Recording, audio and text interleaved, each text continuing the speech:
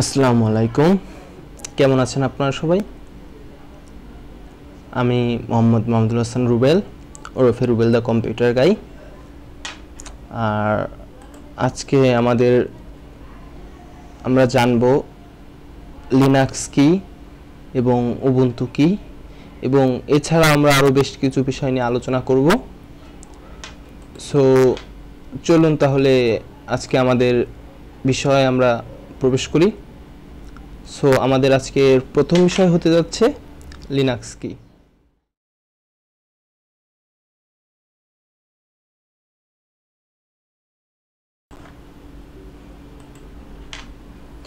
আচ্ছা, আমরা তাহলে শুরু করতেছি হোয়াট ইজ লিনাক্স, এবং এই লিনাক্সের ভিতরে আমাদের আজকের টপিক হচ্ছে লিনাক্স কি, কার্নেল কি এবং ডিস্ট্রিবিউশন কি। সো আমরা যদি প্রথমেই লিনাক্স কি বলি, তাহলে আমাদেরকে বলতে হবে যে অনেকেই ধারণা করেন, অনেকেই ধারণা করেন যে লিনাক্স হচ্ছে একটি অপারেটিং সিস্টেম। আসলে কিন্তু লিনাক্স নিজস্বভাবে কোনো নিজে বা লিনাক্স নিজে একটা অপারেটিং সিস্টেম না। লিনাক্স হচ্ছে শুধুমাত্র একটি কার্নেল, যে কার্নেলটা সাধারণত আমরা একটা অপারেটিং সিস্টেম ব্যবহার করি। এখন অনেকেই আসলে বলে থাকে যে লিনাক্স, যেমন ধরুন অনেকেই বলে যে আমি লিনাক্স ইউজ করতেছি বা লিনাক্স সার্ভার বা অনেক ধরনের কথা আমরা এটা ধারণা করি যে লিনাক্স হচ্ছে একটা অপারেটিং সিস্টেম বা এই ধরনের কোনো কিছু, যার মাধ্যমে আমরা সাধারণত একটা কম্পিউটার চালাচ্ছি। আসলে আমি সেই ক্ষেত্রে বলতেছি যে লিনাক্স কোনো অপারেটিং সিস্টেম না।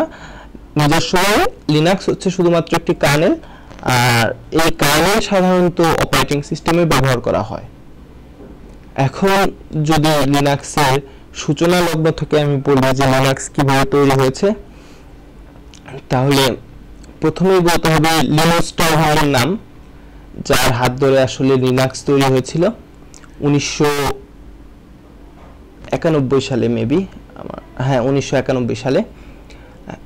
তিনি তখন ইন্টারমিডিয়েট অনার্সের সেকেন্ড ইয়ারে পড়েন, আর তিনি তখন তার নিজস্ব ব্যবহারের জন্য তার একটি কম্পিউটার কেনেন। সেই কম্পিউটারে 256 MB র্যাম ছিল মেবি। সেই র্যামটা আসলে তার সে সময়ের যে অপারেটিং সিস্টেম ছিল, সে ডস একটা অপারেটিং সিস্টেম ইউজ করত। সেই অপারেটিং সিস্টেমটা আসলে তার র্যামটা ব্যবহার করতে পারতো না, প্লাস তার প্রসেসরের যে ক্লক স্পিড প্লাস যে সিস্টেম ছিল প্রসেসরটা, সেই প্রসেসরটা পুরোপুরি সেই তার অপারেটিং সিস্টেমটা ব্যবহার করতে পারতো না। সেজন্য সে একটি নতুন, তার অপারেটিং সিস্টেমটা তার কম্পিউটারকে পুরোপুরি ব্যবহার করতে পারতেছে না। সেই কারণে তার ইচ্ছা হলো যে সে একটি নতুন অপারেটিং সিস্টেম লিখবে, যে অপারেটিং সিস্টেমটা দিয়ে সে তার কম্পিউটারটাকে পুরোপুরিভাবে ব্যবহার করতে পারে। এখন অপারেটিং সিস্টেম বলতে সে আসলে ওরকমভাবে অপারেটিং সিস্টেম প্রথমে লিখতে চায় নাই বা কার্নেল লিখতে চায় নাই। সে প্রথমে এমন একটা বিষয় তৈরি করতে চাইছিল যে সে যেন তার পুরো বিষয়টা, অর্থাৎ সে যে অপারেটিং সিস্টেমটা ইউজ করতেছে সেটা ছিল সোর্স কোডই উন্মুক্ত বা মডিফাই করা নিষেধ ছিল। অর্থাৎ ওপেন সোর্স আমরা যাকে বলি, যে ওপেন সোর্স মানে হচ্ছে যে আপনি সোর্স কোডই দেখতে পারবেন, কিন্তু আপনি মডিফাই করতে পারবেন না।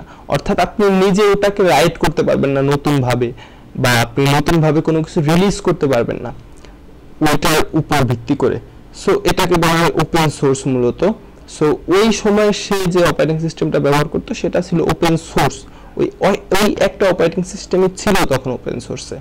সো ওই ওপেন সোর্সের অপারেটিং সিস্টেমটার থেকে সে কোডগুলো দেখতো, এবং তারপরে সে আসলে ওই কোডগুলো ধারণা থেকে সে এই লিনাক্সের অপারেটিং সিস্টেমটা লেখার কাজ শুরু করে। তবে ওই কোডিংগুলো না নিয়ে, অর্থাৎ ওখান থেকে কোনো ধরনের কোডিং না চুরি করে বা কোনো ধরনের কোডিং কপি না করে, এখানে জাস্ট নিজস্বভাবে একটি অপারেটিং সিস্টেমের কার্নেল তৈরি করে, এবং সে সময় জিসিসি নামক একটি কম্পাইলার ইউজ করে, যেটা জিএনইউ অর্থাৎ গ্নু থেকে তৈরি করা হয়েছিল। এখন এই গ্নো থেকে যখন এই জিসিসিটা সে কম্পাইলারটা ইউজ করে, এই জিসিসি কম্পাইলার দিয়ে সে আসলে কম্পাইল করতো তার অপারেটিং সিস্টেম কার্নেলকে, যাতে করে সেটা ব্যবহারযোগ্য হয়। আর ওই সময় এইভাবে করি। আর একটা ব্যাপার হচ্ছে যে সে তার অপারেটিং সিস্টেম কার্নেলকে আসলে সে নিজেও জানতো না যে কার্নেলটা এতটা উচ্চ পর্যায়ে চলে যাবে। এখন এটাই হচ্ছে একমাত্র আসলে বলা যায় যে একটা হার্ড বা একটা সিকিউর যদি আপনি বলেন যে কার্নেল সারা পৃথিবীর ভিতরে, তাহলে আমরা লিনাক্সকে বলতে পারি। কারণ হচ্ছে যে এই যে দুঃখিত,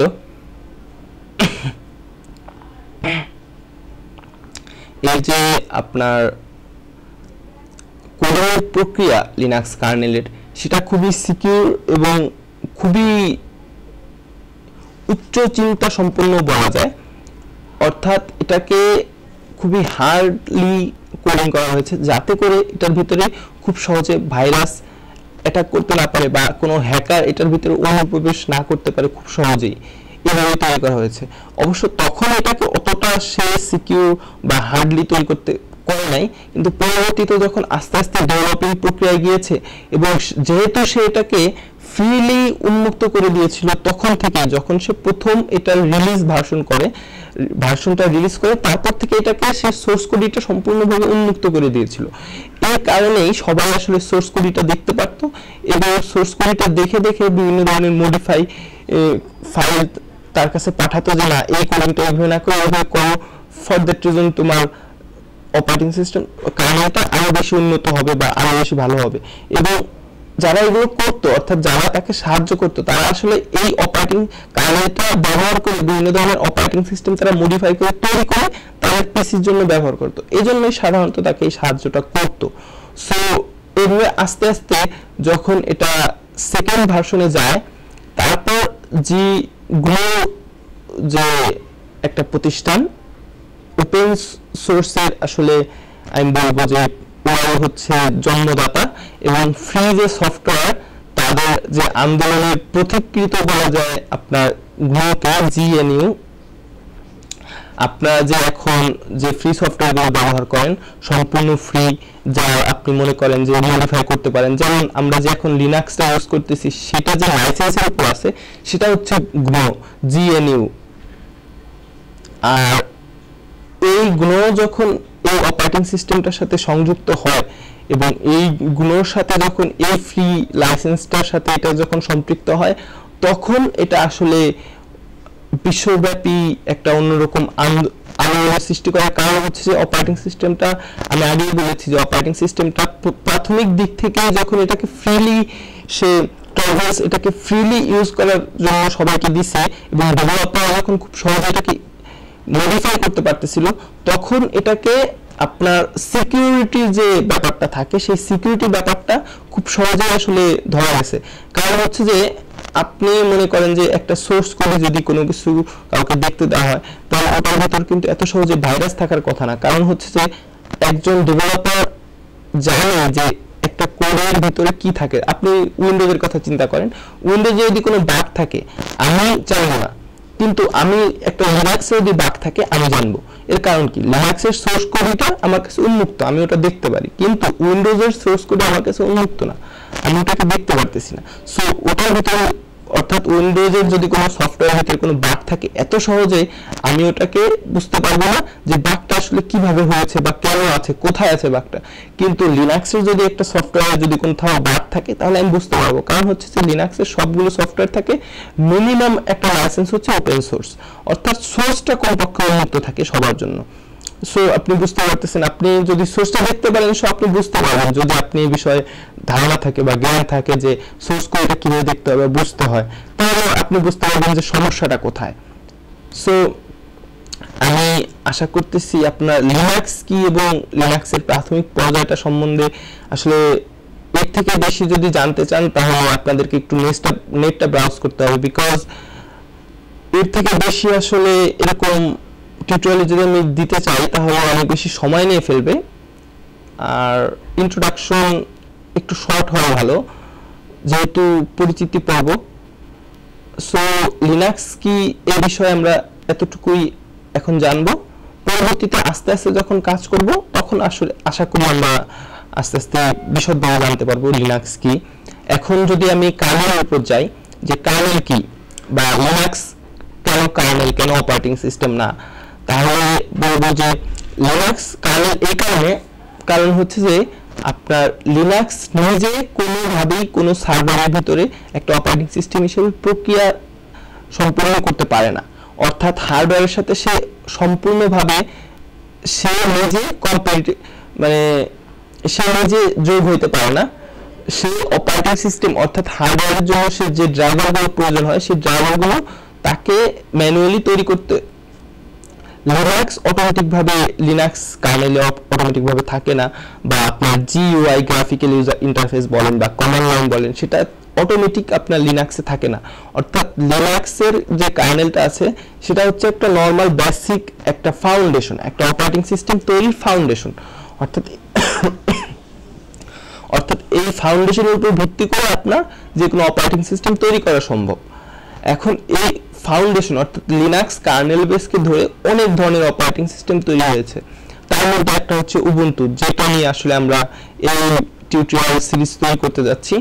সো এছাড়া আরো আছে, আমি আপনাদেরকে বলতেছি CentOS, তারপর লিনাক্স মিন্ট, লিনাক্স ওএস, তারপরে বোডি, তারপরে ব্যাকট্র্যাক এখন আর নেই, এখন বড় হয়ে গেছে কার্যক্রম, এটাকে মডিফাই করে এখন তৈরি করা হচ্ছে কালি।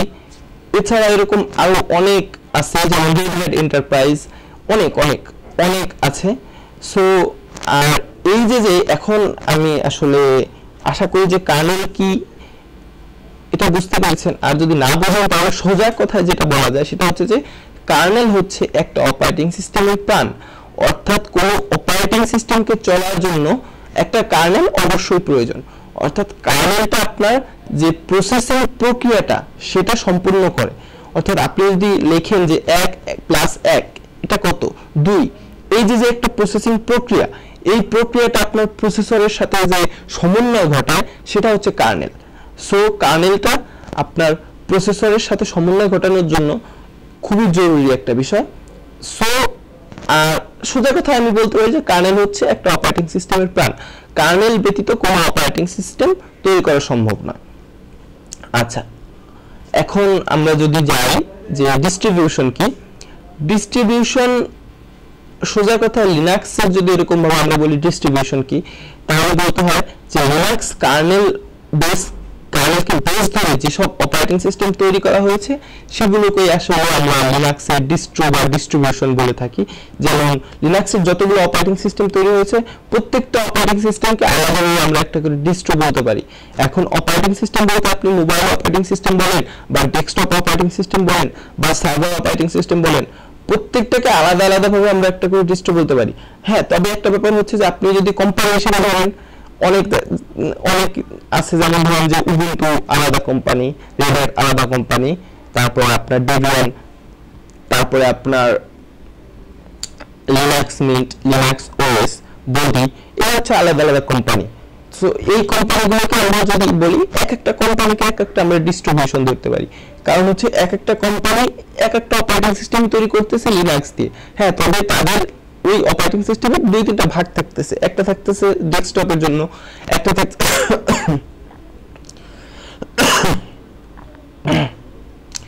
থাকতেছে সার্ভারের জন্য, আর একটা হয়তো বা মোবাইলের জন্য তৈরি করতেছে। যেমন ধরেন যে আপনার উবুন্টু মোবাইলের অপারেটিং সিস্টেম আছে, প্লাস সার্ভার অপারেটিং সিস্টেম আছে, প্লাস ডেস্কটপের অপারেটিং সিস্টেম আছে।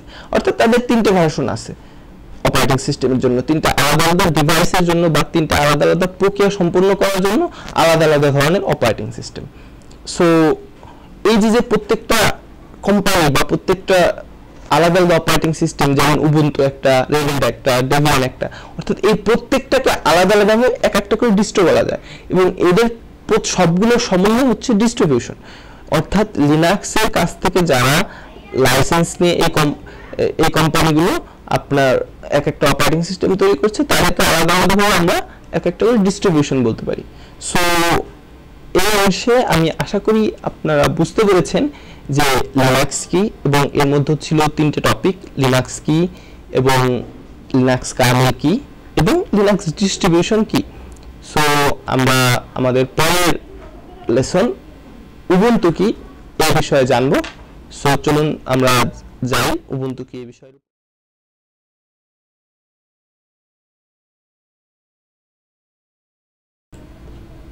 ক্লাসের এই পর্যায়ে আমরা জানবো যে উবুন্টু কি, অর্থাৎ হোয়াট ইজ উবুন্টু, এবং এই উবুন্টু লেসনের ভিতরে আমাদের টপিকগুলো হচ্ছে উবুন্টু কি, কার্নেল কি এবং প্যাকেজেস কি। এখন এখানে প্যাকেজেস বলতে আমি আসলে বুঝিয়েছি যে উবুন্টুর যে আলাদা আলাদা ভার্সনগুলো আছে, অর্থাৎ আপনার উবুন্টুর জুবুন্টু, লুবুন্টু, কুবুন্টু এবং উবুন্টু, এই যে চারটে ভার্সন আলাদা আলাদাভাবে, এই আলাদা আলাদা ভার্সনগুলোকে আমি আসলে প্যাকেজ হিসেবে বুঝিয়েছি। আমি এই অংশে আপনাদেরকে আমি বুঝিয়ে দেবো যে প্যাকেজ আসলে কি বা এই সিস্টেমটা কি। সো আমরা প্রথমেই শুরু করব আমাদের টপিক উবুন্টু কি। এখন আমরা জেনেছিলাম যে লিনাক্স হচ্ছে একটি কার্নেল, আর এখন আমরা জানবো যে উবুন্টু লিনাক্স দিয়ে তৈরি একটি অপারেটিং সিস্টেম, অর্থাৎ লিনাক্স কার্নেল দিয়ে তৈরি একটি অপারেটিং সিস্টেম হচ্ছে উবুন্টু। আর এই উবুন্টু আমরা ইচ্ছা করলে ডেস্কটপে বা আমাদের সার্ভারে বা আমাদের মোবাইলে আমরা ইউজ করতে পারবো as a operating system. So আমরা বুঝতে পারতেছি যে উবুন্টু হচ্ছে একটা অপারেটিং সিস্টেম যেটা আমরা আমাদের ডিভাইসগুলোতে ব্যবহার করতে পারবো, আমাদের অর্থাৎ আমরা কম্পিউটারে ব্যবহার করতে পারবো চাইলে, ডেস্কটপের জন্য বা সার্ভারের জন্য, অথবা আমরা চাইলে মোবাইলেও ব্যবহার করতে পারবো আমাদের মোবাইলের অপারেটিং সিস্টেম হিসেবে। সো আমরা এটা সহজভাবে বুঝতে পারি যে উবুন্টু হচ্ছে একটা অপারেটিং সিস্টেম। এখন এই উবুন্টু হচ্ছে তৈরি করেছে হচ্ছে ক্যানোনিক্যাল নামে একটা কোম্পানি, এবং এই ক্যানোনিক্যাল নামে এই কোম্পানিটি উবুন্টুকে সম্পূর্ণ ফ্রি অর্থাৎ মুক্তভাবে এটাকে আপনার সবাইকে ইউজ করার জন্য দিয়েছে, মুক্ত সফটওয়্যার যাকে বলে। আর এটাকে আপনি ওপেন সোর্স বা ফ্রি সফটওয়্যার এই ধরনের অনেক কিছুই বলতে পারেন। তবে এটা আপনাদের জেনে রাখা উচিত যে অনেকেই চিন্তা করেন যে ওপেন সোর্স সফটওয়্যার মানে আপনি ফ্রি ইউজ করতে পারবেন, আসলে সেটা না। ওপেন সোর্স সফটওয়্যার মানে হচ্ছে যে আপনি চাইলে এটার সোর্স কোডই দেখতে পারবেন, অর্থাৎ এটা লেখার জন্য কোন কোন কোডিংগুলো, অর্থাৎ কি লেখা দিয়ে এটাকে তৈরি করা হয়েছে এই সফটওয়্যারটা, সেই লেখাটা বা সেই সংখ্যাগুলো বা সেই ওয়ার্ডগুলো আসলে আপনি দেখতে পারবেন এই ওপেন সোর্স লাইসেন্সের আওতাধীন যে সব সফটওয়্যার আছে। কিন্তু আপনি যদি চান যে এটাকে মডিফাই করবেন, সেটা আপনি পারবেন না। আপনি মডিফাই করার জন্য তাদেরকে রিকোয়েস্ট করতে পারেন যে ভাই এই অংশটা মডিফাই করে দেন, এই অংশটা, এই যে আমি কোডিং দিলাম আপনি এই কোডিংটা অনুযায়ী মডিফাই করেন, এটা দেখবেন অনেক ভালো হবে। আপনি তাদেরকে যদি করতে পারেন, আপনার কথা দিয়ে তাদেরকে বোঝাতে পারেন যে না এটার জন্য ভালো, তাহলে তারা মডিফাই করতেও পারে, নাও করতে পারে, সেটা তাদের ইচ্ছা। এই যে একটা সিস্টেম বা প্রক্রিয়া, এটাই হচ্ছে ওপেন সোর্সের আসলে মূলত প্রক্রিয়া। আর আপনি যদি ওপেন সোর্সের সফটওয়্যার পার্সোনালি ইউজ করতে চান, সেটা আপনি করতে পারবেন। সাধারণত ওপেন সোর্সের বেশিরভাগ সফটওয়্যারগুলোই পার্সোনালি ফ্রি থাকে। এখন সব বলতে সব না, 100% না, আপনি বলতে পারেন 90% সফটওয়্যার আসলে পার্সোনালি ইউজ করার জন্য ফ্রি থাকে। আর ওপেন সোর্সের আর যে 10% সেগুলো আসলে আপনি পার্সোনালি ইউজ করার জন্য টাকা দিয়ে কিনতে হয়। আর ওপেন সোর্সের যে অন্যান্য সফটওয়্যারগুলো আছে সেগুলো আপনাকে সম্পূর্ণভাবেই সার্ভারে বা অর্থাৎ আপনি যখন একটি কোম্পানিতে প্রফিটের জন্য বিভিন্নভাবে আপনি এই সফটওয়্যারগুলো ইউজ করবেন, তখন আপনাকে অবশ্যই এই টাকা দিয়ে আপনার একটা লাইসেন্স কিনতে হবে। আদারওয়াইজ আপনি আসলে আইনানুগভাবে তাদের কাছে ধরা খেয়ে যাবেন, অর্থাৎ তারা যদি চায় আপনার নামে করতে পারে, মামলা করতে পারে। সো এটা আপনার খুব ভালোভাবে জেনে রাখা উচিত যে ওপেন সোর্স মানে সম্পূর্ণভাবে ফ্রি না, আপনি মডিফাই করার জন্য ফ্রি না, অর্থাৎ আপনি ইজিলি এটাকে ইউজ করতে পারেন আপনার নিজের জন্য বেশিরভাগ সফটওয়্যারই, কিন্তু আপনি এটাকে কোম্পানির জন্য বা প্রফিট পাওয়ার জন্য আপনি এটাকে ইউজ করতে পারবেন না। হ্যাঁ, তবে আনপ্রফিটেবল যেসব অর্গানাইজেশন আছে সেগুলো ইউজ করতে পারবেন ফ্রিলি, যেমনভাবে আপনি পার্সোনালি ইউজ করতেছেন। বেশিরভাগ সফটওয়্যারই আনপ্রফিটেবলের জন্য ফ্রি থাকে ওপেন সোর্সের। আর যদি আমরা GNU লাইসেন্সের কথা বলি, GNU, সো এই লাইসেন্সের আওতায় আপনি আসলে কোনো পাবেন না, ওয়ারেন্টি বা গ্যারান্টি আপনি কোনো কিছু পাবেন না। তবে এটা সবচেয়ে সুবিধা হচ্ছে যে এটা ফ্রির সাথে ওপেন সোর্স তো থাকবেই, আপনার সোর্স কোড তো আপনি দেখতে পারবেনই। এছাড়াও আপনি অর্থাৎ গুনো দিয়ে যদি কোনো সফটওয়্যার আপনার লাইসেন্স করা থাকে তাহলে আপনি সেই সফটওয়্যারকে মডিফাই করতে পারবেন এবং চাইলে আপনি নিজে আপনার কোম্পানির জন্য বিক্রি করতে পারবেন। আপনার কোম্পানিতে মডিফাই করে বিক্রি করতে পারবেন, মডিফাই না করে আপনি বিক্রি করতে পারবেন না। অর্থাৎ আপনি যদি চান তাহলে আপনি এটাকে বিক্রি করতে পারেন কিন্তু মডিফাই করে। আরেকটা ব্যাপার হচ্ছে যে তারা আপনাকে বলবে না, টাকা চাইবে না, তবে আপনার উচিত হবে যদি আপনি বেশি লাভ করেন একটা জিনিস তৈরি করে তাহলে অবশ্যই তাদেরকে কিছু দেওয়ার, অর্থাৎ ডোনেশন, অ্যাজ এ ডোনেশন তাদেরকে কিছু দেওয়া। যাই হোক, আমি লাইসেন্স নিয়ে আসলে তেমন কিছু বলবো না। অনেকেই ধারণা করে থাকেন যে সাধারণত যে আমি যদি ওপেন সোর্স একটা সফটওয়্যার মানে হচ্ছে একটা ফ্রি সফটওয়্যার, সো সেই ক্ষেত্রে আমি আসলে এতগুলো কথা বললাম। আর উবুন্টু কি, আমরা আবারও সেই টপিকে যাচ্ছি যে উবুন্টু হচ্ছে একটা অপারেটিং সিস্টেম, আর উবুন্টু তৈরি করেছে ক্যানোনিক্যাল নামে একটা কোম্পানি, যে কোম্পানি এটাকে সম্পূর্ণভাবে ফ্রিলি আপনার মুক্ত সফটওয়্যার হিসেবে ঘোষণা করেছে। এবং এই সফটওয়্যার অর্থাৎ এই অপারেটিং সিস্টেম, আরেকটা ব্যাপার হচ্ছে যে অনেকেই চিন্তা করেন যে অপারেটিং সিস্টেম আসলে অন্যরকম একটা বিষয়, অর্থাৎ আমি বোঝাতে যাচ্ছি যে এটা কোনো সফটওয়্যার না। কিন্তু আপনাদের জেনে রাখা উচিত যে অপারেটিং সিস্টেম হচ্ছে মাদার সফটওয়্যার নামে পরিচিত, অর্থাৎ একটা কম্পিউটারের মেইন সফটওয়্যার হিসেবে পরিচিত, অর্থাৎ অপারেটিং সিস্টেমটাও একটা সফটওয়্যার হিসেবে পরিচিত। আপনি যদি বলেন যে অপারেটিং সিস্টেম কোনো সফটওয়্যার না তাহলে আপনি ভুল বলতেছেন। অপারেটিং সিস্টেম অবশ্যই একটি সফটওয়্যার, তবে এটা হচ্ছে মেইন সফটওয়্যার, যে সফটওয়্যারের ভিতরে আপনি বিভিন্ন ধরনের সফটওয়্যার ইউজ করতে পারেন। যেমন ধরেন যে আপনি দেখবেন যে অনেক সফটওয়্যারের ভিতরে অনেক ধরনের প্লাগ ইন ইনস্টল করা যায়। সো আমি যদি বলি যে আমরা একটা সফটওয়্যার অপারেটিং সিস্টেমের ভিতরে অন্য যে সফটওয়্যারগুলো ইউজ করতে, সেগুলো আসলে ওই অপারেটিং সিস্টেমের জন্য এক একটা করে প্লাগ ইন, আমরা এটা বলতে পারি। এটা আসলে বিশেষ কোনোভাবে যায় না, এটা এরকমভাবেই যায়, এটা একটা প্রক্রিয়া বা সিস্টেম।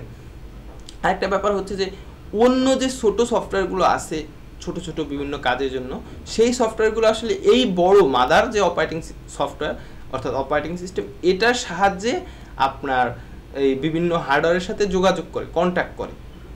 সো এই মাদার সফটওয়্যারটা হচ্ছে আপনার কম্পিউটারের মূল সফটওয়্যার, যেটা আপনার সরাসরি হার্ডওয়্যারের সাথে কন্ট্যাক্ট করে থাকে এবং ছোট সফটওয়্যারগুলোকে বিভিন্ন কাজের জন্য কন্ট্যাক্ট করাতে পারে। সো এই জন্য আমরা জানবো যে অপারেটিং সিস্টেম আসলে একটা সফটওয়্যার, অর্থাৎ মেইন সফটওয়্যার হচ্ছে অপারেটিং সিস্টেম একটা কম্পিউটারের জন্য। যা হোক,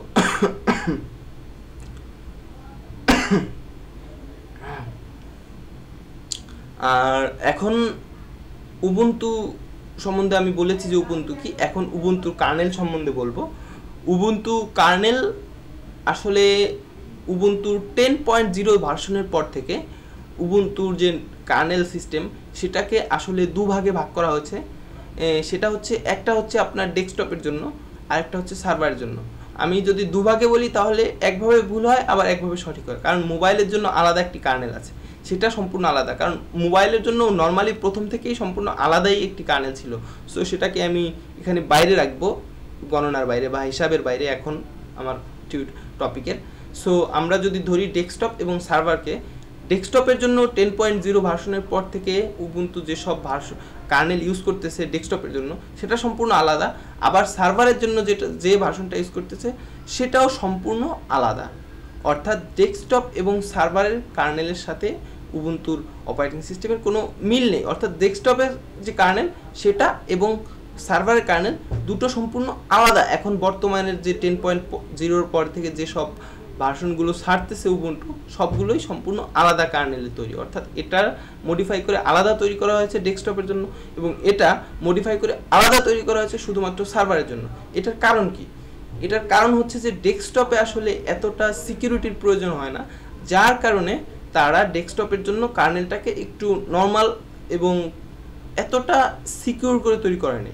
কিন্তু আপনার সার্ভারের জন্য খুবই সিকিউর, অর্থাৎ খুবই সিকিউর একটা কার্নেল তৈরি করেছে, যে কার্নেলটাকে আপনার খুব সহজে ব্রেক করা যাবে না। সো তারা এই জিনিসটা সার্ভারের ক্ষেত্রে রিস্ক নেয় নাই যে আপনাকে খুব সহজেই যাতে কেউ ব্রেক করতে পারে সার্ভারটাকে। সো সেই জন্যই তারা সার্ভারের কার্নেলটাকে সম্পূর্ণভাবে আলাদা করে ফেলেছে। যাই হোক, এখন আমরা যদি কার্নেল এর এই অংশটুকু নিয়ে আসলে কার্নেল আলোচনা করার জন্য আপনাদেরকে এই কার্নেলের টপিকটা রেখেছিলাম। এখন আমরা যাব যে আচ্ছা প্যাকেজেস। সো প্যাকেজেসে যদি আমি বলতে চাই তাহলে প্রথমেই বলতে হবে যে উবুন্তুর আসলে 4টি আলাদা আলাদা অপারেটিং সিস্টেম আছে। এখন এই অপারেটিং সিস্টেমগুলো কি? এই অপারেটিং সিস্টেমগুলো আসলে অন্যরকমভাবে, যেমন জুবুন্টু, লুবুন্টু, কুবুন্টু এবং উবুন্টু, এই যে 4টা সিস্টেম বা ভার্সন, এই ভার্সনগুলো আসলে কীভাবে ইউজ হয়। এই উবুন্টু হচ্ছে ওদের মেইন ভার্সন, অর্থাৎ উবুন্টু অপারেটিং সিস্টেমের মেইন ভার্সন হচ্ছে উবুন্টু, এবং জুবুন্টু, কুবুন্টু এবং লুবুন্টু হচ্ছে আলাদা আলাদাভাবে ডেস্কটপ ভার্সন। অর্থাৎ এই 3টে ভার্সনের কোনো সার্ভার ভার্সন নেই। এই 3টে ভার্সন শুধুমাত্র ডেস্কটপের জন্য আলাদা করা হয়েছে, এবং এই 3টে ভার্সনের জন্য কোনো সার্ভার ভার্সন নেই, শুধুমাত্র ডেস্কটপের জন্য। এখন বলা হচ্ছে যে এবং উবুন্তুর নিজস্ব আলাদা ডেস্কটপ ভার্সনও আছে, অর্থাৎ 4টে ডেস্কটপ ভার্সন আমরা পাচ্ছি উবুন্তুর থেকে, কিন্তু সার্ভার ভার্সন কিন্তু আমরা একটাই পাচ্ছি। এবং কার্নেলগুলো একই কার্নেলই ব্যবহার করেছে ডেস্কটপের জন্য এই 4টাতেই। তাহলে পার্থক্যটা কি? তাহলে আমরা একটাকে উবুন্টু বলতেছি, একটাকে জুবুন্টু বলতেছি, একটাকে লুবুন্টু বলতেছি, আবার একটাকে কুবুন্টু বলতেছি। তাহলে পার্থক্যটা কি? এই জায়গায় পার্থক্যটা হচ্ছে GUI, অর্থাৎ গ্রাফিক্যাল ইউজার ইন্টারফেসের পার্থক্য। এখানে আপনার বিভিন্ন ধরনের ওপেন সোর্স বা আপনার বিভিন্ন ধরনের ফ্রি যে GUI অর্থাৎ গ্রাফিক্যাল ইউজার ইন্টারফেস, উবুন্তুতে একটা ব্যবহার করা হয়েছে, জুবুন্তুতে একটা ব্যবহার করা হয়েছে, কুবুন্তুতে একটা ব্যবহার করেছে, লুবুন্তুতে একটা ব্যবহার করেছে। এর কারণে আপনার পারফরমেন্স প্লাস আপনার সেটিংস প্লাস আপনার যে ব্যবহার করার জন্য একটা স্বাচ্ছন্দ্যবোধ, সেটা সম্পূর্ণ প্রত্যেকটা অপারেটিং সিস্টেমের জন্য আলাদা হয়েছে। অর্থাৎ প্রত্যেকটা অপারেটিং সিস্টেমের ভিউ এবং সিস্টেম সেটিংস প্লাস ব্যবহার বিধি প্রায় আলাদা। অর্থাৎ সম্পূর্ণ যে আলাদা সেটা বলা যাবে না, কিন্তু প্রায় কিছু কিছু আলাদা।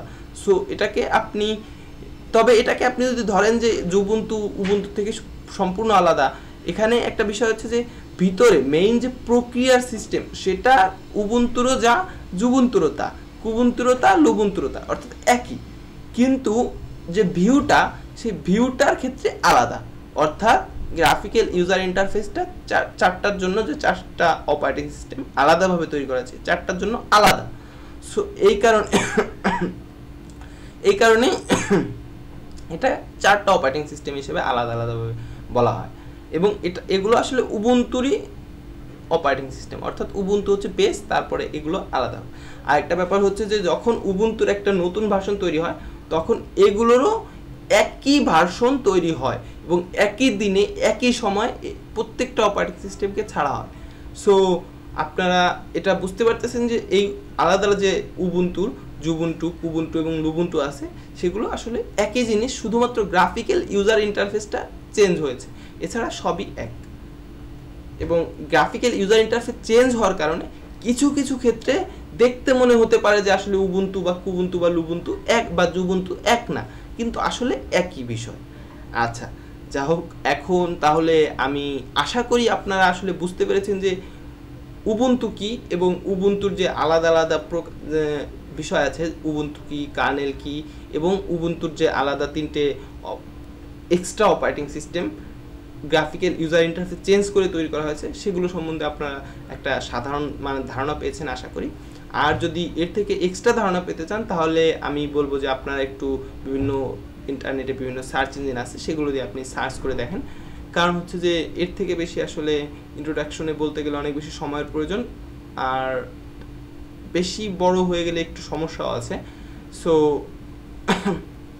ক্লাস আসলে টাইমিং সিস্টেমভাবে রাখতে হবে। সো সেজন্যই আমি আশা করি যে উবুন্টু সম্বন্ধে আপনাদের যে সাধারণ ধারণাটা হয়েছে সেটা দিয়ে চলবে। আস্তে আস্তে আমরা যখন আরও যাব সামনে, তখন আরও বিশদভাবে আলোচনা করব, বিভিন্ন পরিপ্রেক্ষিতে বিভিন্ন ধরনের আলোচনা বা গল্প বা বিভিন্ন ধরনের কথা উঠে আসবে, তখন দেখবেন যে আপনারা আসলে পুরো বিষয়টা সম্বন্ধে ক্লিয়ার হচ্ছেন। কিন্তু এক ক্লাসে আসলে উবুন্টু কি, লিনাক্স কি, এভাবে আসলে ক্লিয়ার হওয়া সম্ভব না।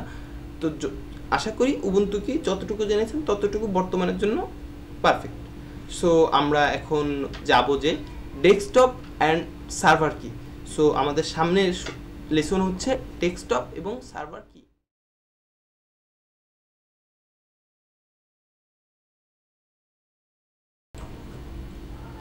টিউটোরিয়ালের এই পর্যায়ে আমরা জানব ডেস্কটপ পিসি এবং সার্ভার পিসি কি এ বিষয়ে। আর এখানে আমাদের আসলে টপিক হচ্ছে যে ডেস্কটপ পিসি এবং সার্ভার পিসি, আলাদা আলাদাভাবে দুটো টপিক, এবং এই ডেস্কটপ পিসি এবং সার্ভার পিসি পার্থক্য এ বিষয়ে আসলে আমরা এই ক্লাসে বা এই লেসনে জানবো। সো এখন যদি আমি বলি যে ডেস্কটপ পিসি এবং সার্ভার পিসি কি, প্রথমেই যদি বলি ডেস্কটপ পিসি কি, ডেস্কটপ পিসি হচ্ছে আপনার এমন একটা সিস্টেম, অর্থাৎ যেখানে আপনি যে পিসির ভিতরে, আমি সহজ ভাষায় যদি বলি, যে পিসিতে আপনি গ্রাফিক্যাল কাজ করতে পারবেন, আপনি সেটাকেই বলতে পারেন ডেস্কটপ পিসি। এখন গ্রাফিক্যাল বলতে আসলে কোন ধরনের কথা বলা হয়েছে, আপনার যে উইন্ডোজ সার্ভার আছে সেটাই কিন্তু আপনি গ্রাফিক্যাল কাজ করতে পারেন, হ্যাঁ। কিন্তু এই জায়গায় একটা ব্যাপার হচ্ছে যে আমরা যদি লিনাক্স ওয়ার্ল্ডে আসি, তাহলে লিনাক্স ওয়ার্ল্ডে আপনার ডেস্কটপ পিসি এবং সার্ভার পিসির ভিতরে অনেক পার্থক্য। সেটা কিভাবে? আপনি ডেস্কটপ পিসিতে রাইট ক্লিক করতে পারবেন, লেফট ক্লিক করতে পারবেন, আপনি ডেস্কটপ পিসিতে ছবি দেখতে পারবেন, গান শুনতে পারবেন, গেমস খেলতে পারবেন, কিন্তু আপনি সার্ভার পিসিতে এগুলোর কোনোটিই করতে পারবেন না। এমনকি সার্ভার পিসিতে আপনি আসলে মাউসেরও কোনো ব্যবহার নেই, আপনি মাউসেরও ব্যবহার করতে পারবেন না, এবং সার্ভার পিসিতে আপনি আসলে ছবি দেখতে পারবেন না, গান শুনতে পারবেন না, গেম খেলতে পারবেন না, আপনি এসব এর কোনো কিছুই সার্ভার পিসিতে করতে পারবেন না। আপনি সার্ভার পিসিতে তাহলে কী করতে পারবেন? সার্ভার পিসিটা আসলে, সার্ভার যে অপারেটিং সিস্টেম সেগুলো আসলে তৈরি করা হয় আপনার বিভিন্ন ধরনের সার্ভিস, অর্থাৎ আপনি বিভিন্ন ধরনের সেবা দান করতে যাচ্ছেন, সেটা আপনি কোম্পানি থেকে করেন বা আপনি ব্যক্তিগতভাবে করেন, সেটা আলাদা ব্যাপার, কিন্তু আপনি বিভিন্ন ধরনের সার্ভিস পরিচালনার জন্য আপনি আসলে সার্ভার যে অপারেটিং সিস্টেম সেগুলো ইউজ করবেন। এখন সেটা কোন ধরনের সার্ভিস হবে? সেটা হতে পারে আপনার প্রিন্ট সার্ভার, সেটা হতে পারে আপনার ওয়েব হোস্টিং সার্ভার, সেটা হতে পারে আপনার ফাইল সার্ভার, সেটা হতে পারে আপনার অন্যান্য যে ধরনের সার্ভারগুলো আছে, মেইল সার্ভার ইত্যাদি, এগুলো হতে পারে। আর আপনি তাহলে ডেস্কটপ পিসিতে কী করবেন? আপনি ডেস্কটপ পিসিতে আসলে গেমস খেলতে পারেন, বা আপনি গান শুনতে পারেন, বা আপনি অন্যান্য যেসব কাজ আছে সেগুলো আপনি ডেস্কটপ পিসিতে করতে পারেন। যেমন আপনি যদি গ্রাফিক্স ডিজাইনার হন, আপনি অ্যাডোবিতে বা আপনি গিম্পে আপনি ছবি এডিটিং করতে পারেন। সো এই যে এইসব কাজগুলো আপনি ডেস্কটপ পিসিতে করতে পারেন, কিন্তু আপনি সার্ভার পিসিতে এইসবের কোনোটা করতে পারবেন না। এই অংশে আসলে ডেস্কটপ পিসি এবং সার্ভার পিসির ভিতরে পার্থক্য। আর আরও যে সবচেয়ে বড় যে একটা পার্থক্য, সেটা হচ্ছে যে ডেস্কটপ পিসিতে আপনি রাইট ক্লিক লেফট ক্লিক করতে পারেন, আর তাহলে সার্ভার পিসিতে যদি রাইট ক্লিক লেফট ক্লিক না করা যায়, তাহলে সার্ভার পিসিতে আপনি কাজ করেন কিভাবে? এটা আসলে প্রশ্ন আসতে পারে যদি আপনি একদমই নিউ হন এ বিষয়ের উপর। তাহলে আমি বলবো যে সার্ভার পিসিতে আপনাকে কমান্ড লাইন দিয়ে কাজ করতে হবে। এখন প্রশ্ন আসতে পারে যে তাহলে কমান্ড লাইন কি? কমান্ড লাইন কি আসলে এভাবে যদি আমি না বলি, তাহলে বলবো যে কমান্ড লাইন হচ্ছে এমন একটা সিস্টেম যে সিস্টেমে আপনি বিভিন্ন ধরনের আদেশ করবেন, এবং সেটা শুধুমাত্র কিবোর্ড দিয়ে আপনি লিখবেন লেখাগুলো, এবং সেই লেখাগুলো আপনি আদেশ হিসেবে আপনার সার্ভারকে পাঠাবেন, এবং সেই সার্ভার আপনার আদেশটাকে শুধুমাত্র টেক্সটের মাধ্যমে আপনাকে দেখাবে, সেটা কোনো গ্রাফিক্যাল ইউজার ইন্টারফেসে হবে না। সো এই যে কমান্ড লাইন সিস্টেমটা, আর কমান্ড লাইন সিস্টেমের আরেকটা ব্যাপার হচ্ছে যে কমান্ডগুলো আপনাকে আলাদাভাবে জানতে হবে। অর্থাৎ আপনি যদি আগে থেকে কমান্ড না জানেন কিভাবে আপনি সার্ভার পিসিটা ব্যবহার করবেন, তাহলে আপনি সার্ভার পিসি ব্যবহার করতে পারবেন না বা সার্ভার অপারেটিং সিস্টেম ব্যবহার করতে পারবেন না। কিন্তু ডেস্কটপের ক্ষেত্রে আপনার যেহেতু গ্রাফিক্যাল ইউজার ইন্টারফেস আছে, অর্থাৎ GUI, সেহেতু আপনাকে কমান্ড না জানলেও হচ্ছে। আপনি শুধু রাইট মাউস দিয়ে আপনি সেটিংস করতে পারতেছেন, মাউস দিয়ে আপনি মনে করেন যে আপনি গান শুনতেছেন, আপনি ভলিউম কমাইতে পারতেছেন, বা একটা মিডিয়া আপনি ইচ্ছা করলে প্লে করতে পারতেছেন একটা মিডিয়া প্লেয়ারে। সো এই যে একটা সিস্টেম, এই সিস্টেমটা আসলে আপনি আপনার সার্ভার পিসিতে পাচ্ছেন না। আপনার সার্ভার পিসিতে যে সব সফটওয়্যার হয় সেগুলো সাধারণত নর্মাল ফাইল মোডে থাকে, আপনার স্ট্যাক আকারে থাকে না, অর্থাৎ একসাথে সম্পূর্ণভাবে করা থাকে না, অ্যাড করা থাকে না, আপনার সেগুলো থাকে স্ট্যাক আকারে, ফোল্ডারের ভিতর আপনার বেশ কিছু ফাইল থাকবে। আপনি যখন সেই সফটওয়্যারগুলো ইনস্টল করেন, সেগুলো আসলে একটা ফোল্ডার ডাউনলোড করেন, সেই ফোল্ডারটা আপনার রুটে থাকে বা আপনার প্রোগ্রাম ফাইলস থাকে, সেখান থেকে আপনি জাস্ট এটাকে স্টার্ট করেন, এবং স্টার্ট করার পরে আপনি কনফিগার করে নেন আপনার সার্ভারের সাথে কাজ করার জন্য। That's it. এটা হচ্ছে সার্ভার পিসি নর্মাল একটা সফটওয়্যার ইনস্টল প্রক্রিয়া। আর আপনি যখন একটা নর্মাল ডেস্কটপ পিসিতে আপনার সফটওয়্যার ইনস্টল করেন, জাস্ট আপনি শুধুমাত্র স্ট্যাকটাকে, আপনার যে একটা স্ট্যাক ফাইল সফটওয়্যারের, সেটাকে জাস্ট আপনি কি করেন, ডাবল ক্লিক করেন, বা ওয়ান ক্লিক যদি আপনার হয় তাহলে আপনি ওয়ান ক্লিক বা ডাবল ক্লিক যেটা হোক আপনি করেন। তারপরে একটা উইন্ডো আসে, আপনি নেক্সট দেন, তারপরে আপনি জায়গা লোকেশন চুজ করেন বা অটোমেটিক লোকেশন চুজ হয়ে যায়, দেন আপনি নেক্সট দেন, তারপরে ইনস্টল হয়ে যায় সফটওয়্যারটা। দেন আপনি সফটওয়্যারটা ইনস্টল করার পরে আপনি সফটওয়্যারটা ওপেন করেন। সো ওপেন করার পরে আপনি আপনার কাজ করতে পারতেছেন গ্রাফিক্যালি। কিন্তু এই ক্ষেত্রে আপনাকে সার্ভারের ক্ষেত্রে আপনি কোনো গ্রাফিক্যাল কাজ করতে পারবেন না। আর যদি আমি আরও বিস্তারিতভাবে বলতে যাই, তাহলে ডেস্কটপ পিসি এবং সার্ভার পিসি যে প্রাথমিক একটা ধারণা, সেটা হচ্ছে যে দুটো সম্পূর্ণ আলাদা। অর্থাৎ ডেস্কটপ পিসি এবং সার্ভার পিসির মধ্যে কোনো ধরনের মিল নেই। আপনি যদি এখন ব্যাপার হচ্ছে যে তাহলে অনেকেই বলবে যে ডেস্কটপ পিসি তাহলে আমি কিসের জন্য ব্যবহার করবো আর সার্ভার পিসি কিসের জন্য ব্যবহার করবো। আমি এর আগেও বলেছি, এখনও বলতেছি যে ডেস্কটপ পিসিটা হচ্ছে যে আপনার পার্সোনাল কাজ, বা আপনি যদি কোনো গ্রাফিক্যাল কাজ করতে চান, বা আপনি যদি কোনো একক সেবা না দিতে চান, তাহলে আপনি আসলে ডেস্কটপ পিসিটা ব্যবহার। আর যখন আপনার ইচ্ছা হবে যে না, আমি এমন কোনো ধরনের সার্ভার ইনস্টল করব যে সার্ভারটা শুধুমাত্র মানুষের রিকোয়েস্ট গ্রহণ করবে এবং সেই রিকোয়েস্ট অনুযায়ী সে ডাটা সার্ভ করবে, আপনি এই ধরনের কোনো কিছু যদি ইউজ করতে চান বা ব্যবহার করতে চান আপনার জন্য, তাহলে আপনি আসলে সার্ভার পিসি ইউজ করবেন। সার্ভারের কাজ হচ্ছে কি, আপনার একটা সফটওয়্যার ইনস্টল থাকবে, সেই সফটওয়্যারটা আপনার রিকোয়েস্ট গ্রহণ করবে ইউজারের কাছ থেকে, এবং ইউজারের কাছে আবার সেই রিকোয়েস্ট অনুযায়ী ডাটা প্রসেসিং করে সেই ডাটাটা সার্ভ করবে। এটা হচ্ছে একটা নর্মাল সফটওয়্যারের কাজ, সার্ভারের কাজ, একটা নর্মাল সার্ভারের কাজ। আর ডেস্কটপের কাজ হচ্ছে কি, আপনার বিভিন্ন ধরনের গ্রাফিক্যাল কাজ করা, আপনি ওয়ার্ড ওপেন করবেন, আপনি ওয়ার্ডে লিখবেন, এটা হচ্ছে আপনার নর্মাল একটা বেসিক ডেস্কটপ এবং সার্ভার পিসির মধ্যে যদি বলেন পার্থক্য, তাহলে আমি এটা বলতে পারি। আরেকটা ব্যাপার হচ্ছে যে ডেস্কটপ পিসি এবং সার্ভার পিসির মধ্যে, সেটা হচ্ছে যে ডেস্কটপ পিসি সাধারণত খুবই নর্মাল হয়, অর্থাৎ সিকিউরিটির দিকে ডেস্কটপ পিসি একটু আমি বলবো নগণ্যই। আর যদি আপনি সার্ভার পিসির কথা বলেন, আমি লিনাক্স ওয়ার্ল্ডের কথা যদি বলি, তাহলে লিনাক্স ওয়ার্ল্ডের যেসব সার্ভার অপারেটিং সিস্টেমগুলো থাকে সেগুলো হয় খুবই সিকিউর, অর্থাৎ সেইগুলোর জন্য আপনাকে সিকিউরিটি নিয়ে কখনো চিন্তা করতে হবে না। আরেকটা ব্যাপার হচ্ছে যে, এটা হয়তো বা আপনি জানেন কি না জানি না, সেটা হচ্ছে যে আপনার একটা অপারেটিং সিস্টেমে যত বেশি আপনার সফটওয়্যার ইনস্টল করা থাকবে, আপনার সিকিউরিটি যে ল্যাকিংসটা সেটা বেশি থাকবে সেই অপারেটিং সিস্টেমে।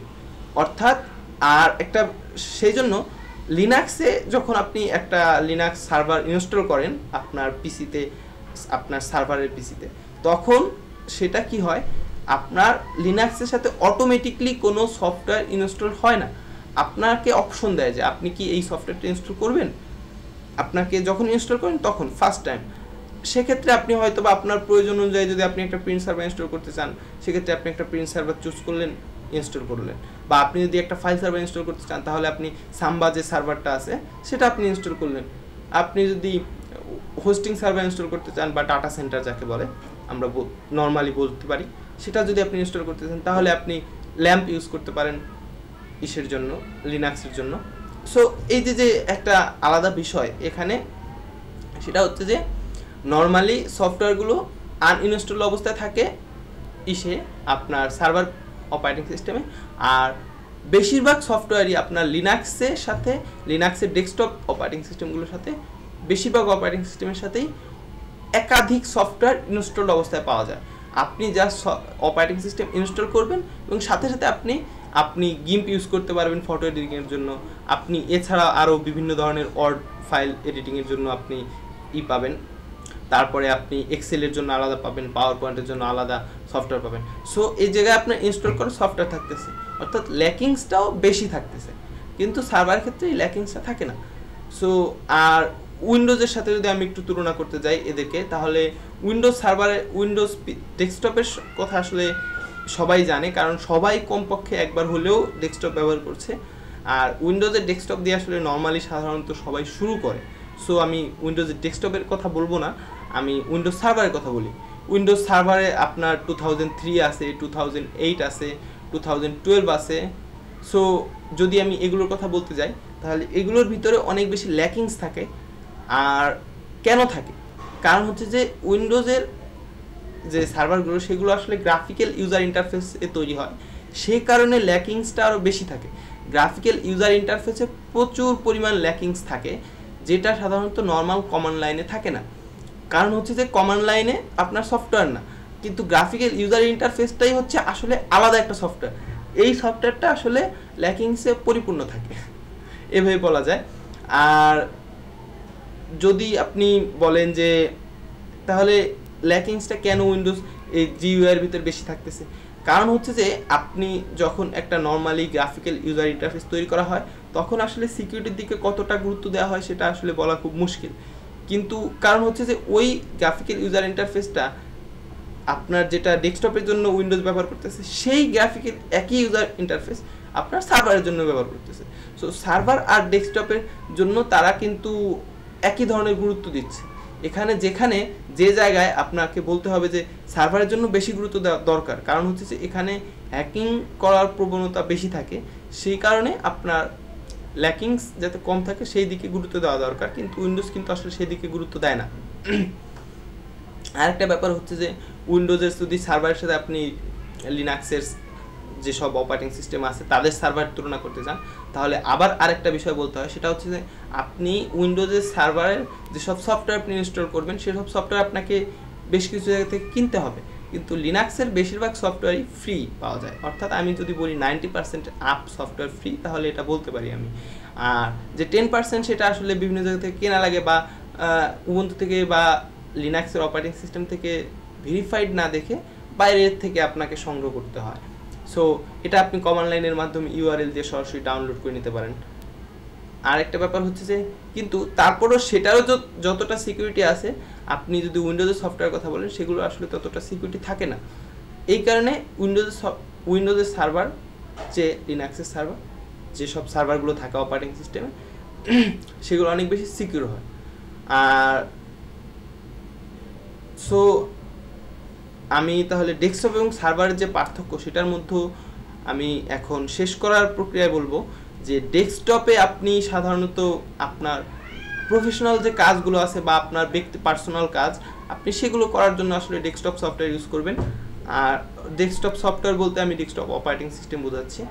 আর যদি আপনি বলেন যে আপনি আসলে একটা বিষয়ের উপর একটা সার্ভিস দিতে চান, অর্থাৎ একটা যে কোনো ধরনের একটা সেবা দিতে চান একটা বিষয়ের উপর আপনি বা দুইটা বিষয়ের উপর, তাহলে আপনি সাধারণত, অর্থাৎ আপনার একটা বিষয় থাকতে হবে যে আপনি ইউজারদেরকে একটা ডাটা সেন্টার দিতে চান বা একটা প্রিন্ট সার্ভার দিতে চান, অর্থাৎ আপনি যখন কোনো সেবা দিতে চান অনেক রিকোয়েস্ট নিতে চান, অর্থাৎ একটা পিসি বা একটা সার্ভারকে আপনি যখন অনেক মানুষের সাথে শেয়ার করতে চান, তখন আসলে আপনার এই সার্ভার অপারেটিং সিস্টেমগুলোর দরকার। এবং সার্ভার অপারেটিং সিস্টেমগুলো আসলে নর্মাল যেসব ডেস্কটপ হয়, পিসি হয় বা অপারেটিং সিস্টেম হয় সেগুলোর থেকে আলাদা হয়। কারণ হচ্ছে যে এখানে আপনি রাইট ক্লিক করতে পারেন না, লেফট ক্লিক করতে পারেন না, এখানে আপনার গ্রাফিক্যাল ইউজার ইন্টারফেস নাই। সুতরাং এগুলোকে আপনাকে কমান্ড লাইনের মাধ্যমে ইউজ করতে হয়। আর যদি আপনি এখনই কমান্ড লাইন কি সেটা যদি দেখতে চান, তাহলে আমি বলবো আপনি যদি উইন্ডোজ এখন চালান তাহলে অবশ্যই আপনি সিএমডি কি সেটা সম্বন্ধে জানেন। আর যদি নাও জানেন তাহলে আমি আপনাকে বলবো আপনি জাস্ট রানে যান আপনার উইন্ডোজের স্টার্ট বাটন থেকে, তারপরে আপনি সেখানে লেখেন cmd.exe, দেন এন্টার দেন। দেখেন আপনার একটা নতুন উইন্ডো আসবে, সেই উইন্ডোতে একটা ব্ল্যাক স্ক্রিন থাকবে প্লাস সাদা অক্ষর থাকবে। এই যে যেরকম একটা স্ক্রিন আপনি দেখতেছেন এই উইন্ডোর ভিতরে, সিএমডি উইন্ডোর ভিতরে ঠিক এরকম ধরনেরই এটাকেই আসলে কমান্ড লাইন সিস্টেম বলা হয়। এবং প্রত্যেকটা অপারেটিং সিস্টেমেরই আলাদা আলাদা কমান্ড লাইন থাকে। কিন্তু ব্যাপার হচ্ছে যে এখানে আপনাকে লিনাক্স যে সার্ভারগুলো আছে সেগুলো যখন আপনি ব্যবহার করবেন তখন আসলে আপনাকে সম্পূর্ণভাবে এই কমান্ড লাইনের ভিতরে, অর্থাৎ এইরকম একটা স্ক্রিনের ভিতরেই আপনাকে সম্পূর্ণ কাজ সম্পন্ন করতে হবে। কিন্তু আপনি যখন ডেস্কটপ পিসির বেলায় আসবেন তখন আসলে আপনাকে এইরকম কোনো কমান্ড লাইনের ভিতরে না গেলেও চলবে। হ্যাঁ, তবে যদি আপনি লিনাক্সের যেসব ডেস্কটপ পিসি আছে সেগুলোর কথা বলেন, লিনাক্সের ডেস্কটপ পিসিরও কিছু কিছু কাজ আপনাকে কমান্ড লাইনের ভিতর করার প্রয়োজন আছে। কারণ কি, লিনাক্সের যেসব ডেস্কটপ পিসি বা অপারেটিং সিস্টেমগুলো তৈরি করা হয় সেগুলোর মেইন বেশ কিছু ফিচার আপনার কমান্ড লাইন দিয়ে অ্যাক্টিভ করতে হয়, প্লাস ডিঅ্যাক্টিভ করতে হয়, বা রান করতে হয়, রিস্টার্ট করতে হয়। সো আপনাকে ওই কমান্ড লাইনের ভিতরে জানতে হবে। আরেকটা ব্যাপার হচ্ছে, আপনি যদি চিন্তা করেন যে না আমি সার্ভার তো কাজ করবো না, আমি জাস্ট উবুন্টু ডেস্কটপ বা লিনাক্সের যে কোনো একটা ডেস্কটপ অপারেটিং সিস্টেম ইউজ করব, তাহলেও আপনাকে বেশ কিছু কমান্ড জানতে হবে। আর একটা ব্যাপার হচ্ছে কমান্ড লাইন ইউজ করা জানতে হবে। শুধুমাত্র কমান্ড লাইন জানলে হবে না, কমান্ড লাইন ইউজ করাও জানতে হবে। আদারওয়াইজ আপনি তো কমান্ডগুলোকে আপনি রান করতে পারবেন না। কমান্ডগুলোকে রান না করতে পারলে তো আপনি সেই কমান্ডের থেকে ফল আশা করতে পারেন না। সো ফল আশা করার জন্য আপনাকে অবশ্যই কমান্ড লাইন কি এবং কীভাবে ব্যবহার করতে হয় সেটা জানতে হবে, এবং কমান্ড কি সেটাও জানতে হবে। কারণ হচ্ছে যে আপনি শুধু কমান্ড লাইন কি সেটা জানলেই হবে না, আপনি কি কাজ করতে চান এবং কিভাবে করাতে চান সেটা আপনাকে জানতে হবে। সো আমি আশা করি যে ডেস্কটপের মধ্যে এবং সার্ভারের মধ্যে যে বিশাল পার্থক্যটা, সেই পার্থক্যটা সম্বন্ধে বিন্দু পরিমাণে যদি ধারণা আপনারা পেয়ে থাকেন, তাহলে আশা করি পাওয়ার কথা। এখন কতটুকু পেয়েছেন সেটা আসলে আপনার উপর নির্ভর করে। আর যদি আপনি বিষয়ে কিছু না পান, তাহলে আপনি যে কোনো ইন্টারনেট থেকে যে কোনো সার্চ ইঞ্জিনে আপনি ওপেন করবেন, তারপরে আপনি লিখবেন যে কমান্ড লাইন দেওয়ার পরে আপনি দেখবেন যে অনেক ধরনের আর্টিকেল পাবেন, সেখান থেকে আপনি পড়ে নিতে পারেন। বা আপনি ডেস্কটপ পিসি, অ্যান্ড আপনি যদি এরকমভাবে যান difference between desktop PC and server PC, server operating system, desktop operating system and server operating system, এরকমভাবে যদি আপনি সার্চ দেন, তাহলে আপনি অনেক ধরনের আর্টিকেল পাবেন যেটার তাদের ভিতরে ডিফারেন্স দেখানো হয়েছে ডেস্কটপ পিসি এবং সার্ভার পিসি। সো আপনি আশা করি এইভাবে আরও বিস্তারিতভাবে জানতে পারবেন। সো এই অংশে আমরা জানলাম যে ডেস্কটপ এবং সার্ভার পিসির ভিতরে পার্থক্য। তাহলে চলুন আমরা আমাদের সামনের অংশে যাই।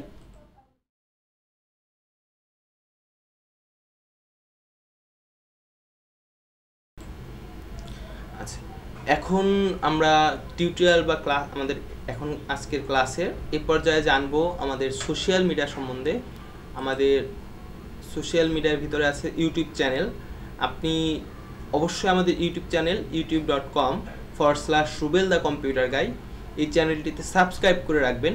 আপনি যদি এই চ্যানেলটিতে সাবস্ক্রাইব করে রাখেন, তাহলে আপনি আমাদের নোটিফিকেশন পাবেন। অর্থাৎ কিসের নোটিফিকেশন পাবেন? সেটা হচ্ছে আমরা যখন নতুন কোনো টিউটোরিয়াল আপলোড করব ক্লাস, তখন আপনাদের ইমেইলে ইউটিউবের পক্ষ থেকে একটা নোটিফিকেশন পাবেন যে এই চ্যানেল থেকে নতুন ভিডিও আপলোড করা হয়েছে। তখন আপনারা খুব সহজেই জানতে পারবেন যে আমরা একটা নতুন ক্লাস আপলোড করেছি। এছাড়াও আপনারা আমাদের ফেসবুক ফ্যান পেজে লাইক এবং ফলো দিয়ে রাখতে পারেন, facebook.com/rubel the computer guy। এই পেজে আমরা বিভিন্ন ধরনের আলোচনা করে থাকি এই টিউটোরিয়াল সম্বন্ধে। সো আপনি এই পেজে লাইক এবং ফলো দিয়ে রাখতে পারেন। আর এই পেজে লাইক এবং ফলো দিয়ে রাখলে আপনারা আমাদের যে আলোচনা, সে আলোচনায় আসলে অংশগ্রহণ করতে পারবেন, যেটা আপনার জন্য খুবই উপকার হবে। আপনি উপকৃত হবেন এই আলোচনায় অংশগ্রহণ করে। সো অবশ্যই আপনি লাইক এবং ফলো দিয়ে রাখবেন। এছাড়াও আপনি যদি চান, আমার পার্সোনাল ফেসবুক অ্যাকাউন্ট fb.me/bd.mhrubel এটাকে আপনি ফলো করে রাখতে পারেন, বা আপনি ফ্রেন্ড হিসেবে মেসেজ পাঠাতে পারেন অ্যাড ফ্রেন্ডে থেকে। সো আর আমাদের সোশ্যাল মিডিয়ার এ পর্যন্তই। এছাড়াও আমাদের টুইটার এবং আপনার টুইটারে আমাদের যে আইডি হচ্ছে সেটা হচ্ছে twitter.com/r-the-computer-guy। এটা হচ্ছে আমাদের টুইটারের আইডি। সো আপনি যদি চান, এটা আমাদেরকে ফলো দিয়ে রাখতে পারেন। এতে করে আপনি যখন আমরা ইউটিউবে ফেসবুকে অর্থাৎ ফেসবুকের সাথে আমরা সরাসরি কানেক্ট করে রাখছি টুইটারকে, যখনই আমরা ফেসবুকে একটা পোস্ট করি, অটোমেটিকলি টুইটারে আপনার পোস্টটা অ্যাড হয়ে যায়। সো আপনি যদি চান, আপনি যদি ফেসবুক ইউজ না করেন, সেক্ষেত্রে আপনি টুইটার যদি ইউজ করেন, আপনি টুইটারও ফলো দিয়ে রাখতে পারেন, আপনি আমাদের তথ্যগুলো পেয়ে যাবেন। যাই হোক, এখন আমি এই পর্যায়ে আমাদের ক্লাসের প্রায় শেষ পর্যায়ে চলে এসেছি। সো চলুন আমরা শেষ পর্যায়ের কথাগুলো শেষ করে নিই, অর্থাৎ আমরা এখন যাব আমাদের ফাইনাল থটে।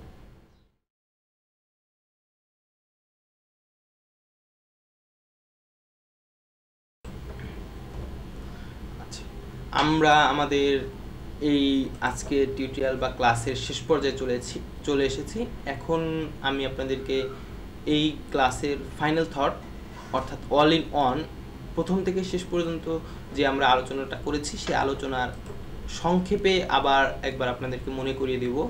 আমরা প্রথমে আলোচনা করেছিলাম হোয়াট ইজ লিনাক্স।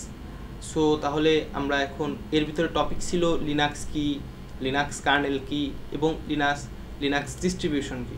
সো আমি যদি প্রথমে লিনাক্স কি সেটা বলি, সেটা হচ্ছে লিনাক্স কোনো অপারেটিং সিস্টেম না। লিনাক্স হচ্ছে একটি শুধুমাত্র কার্নেল, যে কার্নেল এর উপর ভিত্তি করে সাধারণত বিভিন্ন ধরনের অপারেটিং সিস্টেম তৈরি হয়েছে, যেমন উবুন্টু, রেড হ্যাট এন্টারপ্রাইজ ইত্যাদি।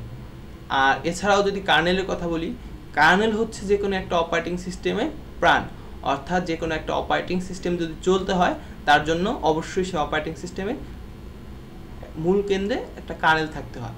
উইদাউট কার্নেল কোনো অপারেটিং সিস্টেমই আসলে রান করতে পারবে না।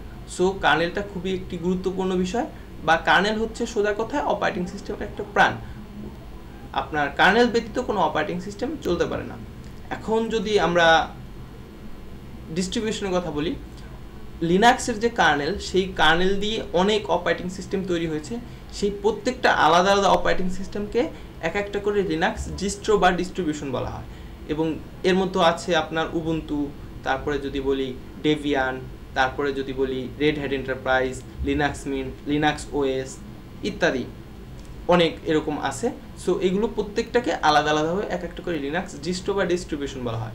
এখন আমরা যদি বলি, এরপরে আমরা আলোচনা করেছিলাম হোয়াট ইজ উবুন্টু, এবং এটার ভিতরে আমাদের টপিক ছিল উবুন্টু কি এবং উবুন্টু কার্নেল কি এবং উবুন্টু প্যাকেজেস কি।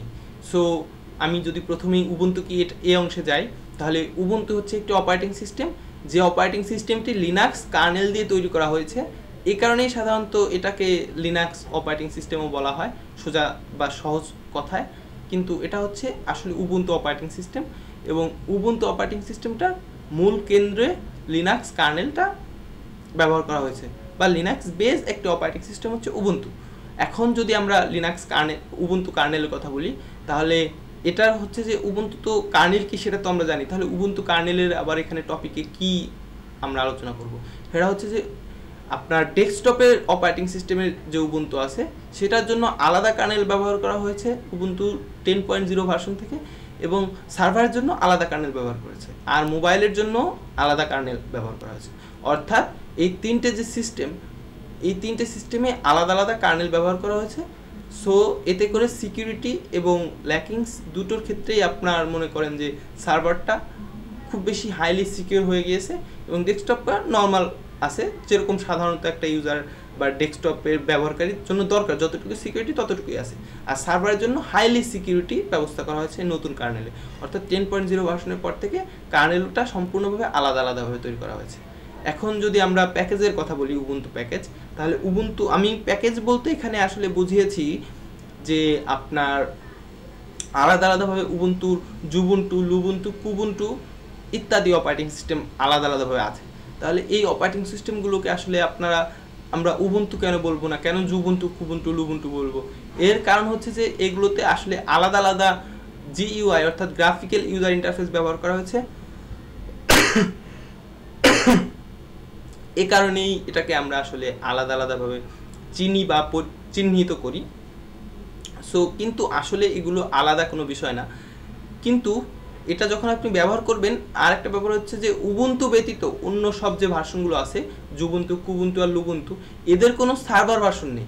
কারণ হচ্ছে এটাই শুধুমাত্র এক্সট্রা হিসেবে আলাদা একটি জিইউআই অর্থাৎ গ্রাফিক্যাল ইউজার ইন্টারফেস তৈরি করা হয়েছে, কিন্তু কার্নেলটা একই আছে। অর্থাৎ উবুন্টু ডেস্কটপের জন্য যে কার্নেলটা ইউজ করা হয়, এদের জন্য সেই একই কার্নেল ইউজ করা হয়। আর একটা ব্যাপার হচ্ছে যে উবুন্টু ডেস্কটপ বা সার্ভার যখনই রিলিজ করা হয় একটা ভার্সন, তখন এদেরও একটি নতুন ভার্সন রিলিজ করা হয়, কিন্তু ব্যাপারটা হচ্ছে যে আলাদা আলাদা গ্রাফিক্যাল ইউজার ইন্টারফেস সফটওয়্যারের মাধ্যমে। সো আমরা আশা করি যে উবুন্টু কি এ বিষয়ে আপনারা এখন জানতে পারলেন আরও সহজভাবে। আর তারপরে আমরা আলোচনা করেছিলাম ডেস্কটপ এবং সার্ভার এটার পার্থক্য। সো যদি ডেস্কটপের কথা বলি, তাহলে আপনি ডেস্কটপে সাধারণত আপনি রাইট ক্লিক করতে পারবেন বা লেফট ক্লিক করতে পারবেন, আপনি ডেস্কটপে গান শুনতে পারবেন, আপনি ডেস্কটপে যদি চান লিখতে পারবেন, আপনি ডেস্কটপে গেমস খেলতে পারবেন, কিন্তু আপনি সার্ভারে এগুলো আসলে কোনোটাই করতে পারবেন না। সার্ভার আসলে ইউজ করা হয় সাধারণত বিভিন্ন ধরনের বা বিভিন্ন বলতে এখানে আপনি চাইলে 2-3টে সার্ভিসও দিতে পারেন বা আপনি চাইলে একটা সার্ভিসও দিতে পারেন, কিন্তু এখানে আপনি যে কোনো সার্ভিস বা সেবাদানের জন্য সার্ভারটাকে ইউজ করা হয়। আর ডেস্কটপটাকে আপনি পার্সোনালি বা প্রফেশনালি ইউজ করতে পারেন, কিন্তু যখনই আপনি অনেকগুলো রিকোয়েস্ট বা অনেকগুলো ইউজারকে আপনি আপনার পিসিটাকে ইউজ করার জন্য দিতে চান, তখন আপনাকে অবশ্যই সার্ভার ইউজ করতে হবে। কারণ হচ্ছে যে সার্ভারটা হচ্ছে আপনার বিভিন্ন ইউজারের কাছ থেকে রিকোয়েস্ট নেয় এবং সেই ডাটা সেন্টার বা ডাটা থেকে আপনার যে তথ্য ভান্ডার আছে সার্ভার, সেই তথ্য ভান্ডার থেকে রিকোয়েস্টটাকে প্রসেস করে। কী দিয়ে প্রসেস করে? আপনার কাছে যে ফাইলগুলো সে চাইছে, রিকোয়েস্ট পাঠাইছে, সেই ফাইলগুলো থেকে প্রসেস করে সেই ডাটাটাকে আবার সার্ভ করে ইউজারের কাছে। এটা হচ্ছে একটা সার্ভারের নর্মাল কাজ। কিন্তু ডেস্কটপের কাজ হচ্ছে গ্রাফিক্যালি আপনাকে শো করা বিভিন্ন ধরনের কাজ, বা আপনি বিভিন্ন ধরনের এডিটিং করেন, বা আপনি গ্রাফিক ডিজাইনার হলে আপনি ফটো এডিটিং করেন, বা আপনি ফটো তৈরি করেন, ইত্যাদি কাজে আপনি সাধারণত ডেস্কটপ এবং সার্ভারের যে আলাদা পার্থক্য সেভাবে আপনি আসলে ইউজ করেন। ডেস্কটপ হচ্ছে পার্সোনাল ইউজের জন্য, আর সার্ভার হচ্ছে আপনার সার্ভারও আপনি ইচ্ছা করলে পার্সোনালি ইউজ করতে পারেন। আপনি পার্সোনালি সার্ভার তৈরি করতে পারেন আপনার ওয়েবসাইটের জন্য, বা আপনার ডাটা সেন্টারের জন্য, বা আপনার ফাইল সার্ভারের জন্য, বা আপনার প্রিন্ট সার্ভারের জন্য, বা আপনার অফিসের জন্য। এটা আসলে আলাদা ব্যাপার। কিন্তু সার্ভারটা হচ্ছে যে একটা কোম্পানি বা নর্মাল একটা বেসিকলি ইউজ করার জন্য, যেটা সাধারণত অনেক ইউজাররা ব্যবহার করে একসাথে, এবং অনেক ইউজারের রিকোয়েস্ট সার্ভার গ্রহণ করতে পারে। কিন্তু ডেস্কটপের ভারসাম্যতা বা ক্ষমতা নেই অনেকগুলো ইউজারকে একসাথে ডাটা প্রসেসিং করে সার্ভ করার মতো। সো ডেস্কটপ এবং সার্ভারের মধ্যে বিশাল একটা পার্থক্য আছে, এবং ডেস্কটপ এবং সার্ভার অপারেটিং সিস্টেম আসলে সম্পূর্ণ দুটি আলাদা বিষয়। এদের একটার সাথে এবং আরেকটার সাথে কোনো মিল নেই। তারপরে আমরা আলোচনা করেছিলাম আমাদের সোশ্যাল মিডিয়া নিয়ে। আমাদের সোশ্যাল মিডিয়া হিসেবে আছে youtube.com YouTube channel, youtube.com Rubel the computer guy. এখানে আপনারা অবশ্যই সাবস্ক্রাইব করে রাখবেন, এতে করে আপনারা যখন আমরা নতুন একটি টিউটোরিয়াল আপলোড করব আপনারা নোটিফিকেশন পাবেন। এছাড়াও আমরা বলেছিলাম যে আমাদের আছে ফেসবুক পেজ, facebook.com/রুবেল দ্য কম্পিউটার গাই। এই পেজে আমরা সাধারণত যখনই আমাদের ভিডিও আপলোড করা হয় তখন আমরা এখানে একটা পোস্ট দিই, এবং আমরা বিভিন্ন সময় বিভিন্ন ধরনের সমস্যা নিয়ে এই পেজে আলোচনা করে থাকি। সো আপনি অবশ্যই এই পেজে লাইক এবং ফলো দিয়ে রাখবেন, এতে করে আপনি আমাদের আলোচনায় অংশগ্রহণ করতে পারবেন, এবং আপনার যদি কোনো সমস্যা থাকে সেটা এখানে পোস্ট করতে পারেন, তাহলে সেই সমস্যাটার সমাধান দেওয়ার চেষ্টা করব আমি। আর এছাড়াও আমাদের মেইলে আপনি চাইলে কোশ্চেন পাঠাতে পারেন, কারণ হচ্ছে যে কোশ্চেন এবং অ্যান্সারটা খুবই গুরুত্বপূর্ণ বিষয়। আমি যেহেতু আপনারা এখানে এই বিষয়ে জানতেছেন আমার কাছ থেকে, সেহেতু আমার একটা দায়িত্ব হচ্ছে যে আপনি কোনো বিষয় যদি না বুঝতে পারেন তাহলে সেই বিষয়টা আপনাকে পরিপূর্ণভাবে আমি যাতে বুঝিয়ে দিই, এবং আমাকে বোঝানোর জন্য যে জিনিসটা জানতে হয় সেটা হচ্ছে যে আপনার সমস্যাটা কি। আপনার সমস্যা জানার জন্য আপনার কাছে তো আমি যেতে পারবো না, আপনাকেই আমার কাছে আসতে হবে। সেটা কিভাবে আসবেন? আপনি কি হেঁটে হেঁটে আসবেন? হেঁটে হেঁটে আসতে পারবেন না, বা আসা ঠিকও হবে না। সুতরাং আপনার অবশ্যই আপনার সমস্যাটা আমাকে বাংলায় লিখে, আপনার নাম, ইমেইল এবং মোবাইল নাম্বার ইত্যাদি লিখে, এবং যে টিউটোরিয়ালের উপরে আপনার সমস্যা আছে, বা যে টিউটোরিয়াল নিয়ে আপনি আপনার সমস্যা, যে টিউটোরিয়ালের ভিতর থেকে আপনি সমস্যাটা তুলে ধরেছেন, সেই টিউটোরিয়ালটাকে সাবজেক্ট হিসেবে দিয়ে কোশ্চেন লিখে আপনি তারপরে সাবজেক্ট হিসেবে দিয়ে দেন আপনার কোশ্চেনটাকে বডি মেসেজে লিখে আমাকে পাঠিয়ে দেবেন। অবশ্যই আপনার ইমেলটা বাংলায় লিখবেন। আচ্ছা, যা হোক, আর পাঠাবেন হচ্ছে Rubel the computer guy @gmail.com এই ঠিকানায় আপনি জাস্ট ইমেইল করে পাঠিয়ে দেবেন। আর এ পর্যায়ে আমি বলবো যে আমি মোহাম্মদ মাহমুদুল হাসান রুবেল, ওরফ রুবেল দ্য কম্পিউটার গাই। আর আজকে আমরা জানলাম যে what is Linux and Ubuntu, এবং ডেস্কটপ এবং সার্ভার পিসির মধ্যে পার্থক্য। সো আজকের টিউটোরিয়াল আমি আসলে এখানেই শেষ করতে চাইছি। আপনারা সবাই ভালো থাকবেন, এবং আগামী দিনে আমাদের টিউটোরিয়াল হবে কিভাবে আমরা ভার্চুয়াল বক্স এবং লিনাক্স উবুন্টু সার্ভার ইনস্টল করব ভার্চুয়াল বক্সের ভিতরে। সো আপনাদের সেই টিউটোরিয়াল দেখার আমন্ত্রণ জানিয়ে এখানেই শেষ করব। সবাই ভালো থাকবেন।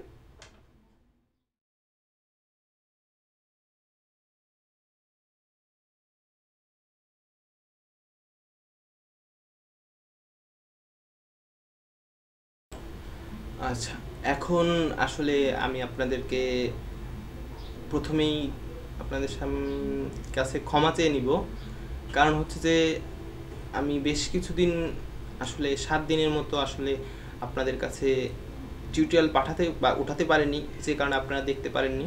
আর একটা ব্যাপার হচ্ছে যে একটা জিনিস যখন বা একটা বিষয় যখন আপনি জানার বা যে আগ্রহ দেখান, তখন সে বিষয়টা যদি আপনার কাছে না থাকে তখন যে খুব খারাপ লাগে সেটা আমি বুঝি।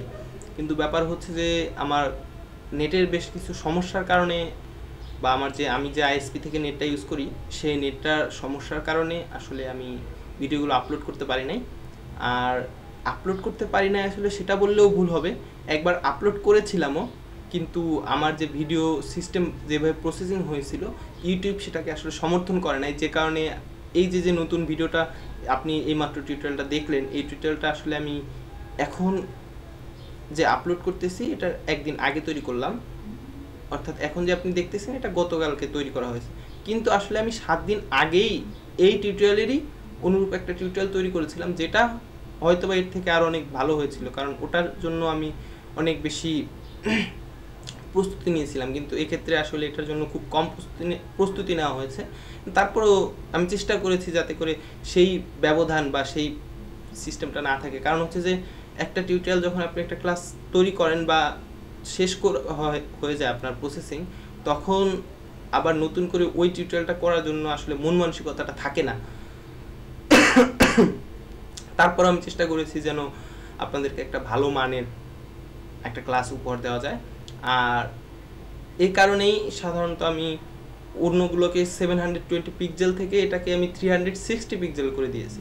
এতে করে মনে করেন যে আমার যে আপলোডের যে যতটুকু দরকার তার থেকে অনেক কমেই আমি আসলে ভিডিওটা রেন্ডারিং করা যাচ্ছে এবং ফাইল সাইজটা খুব কম হচ্ছে।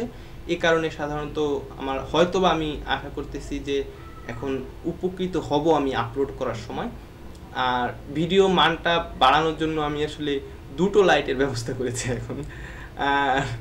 আর কি বলবো, আর একটা ব্যাপার হচ্ছে যে আমার ল্যাপটপের দিয়ে আসলে আমি ভিডিওটা তৈরি করতেছি, যেই কারণে হয়তো বা আপনার ভিডিওর মানটা অতটা ভালো মানের পাচ্ছেন না।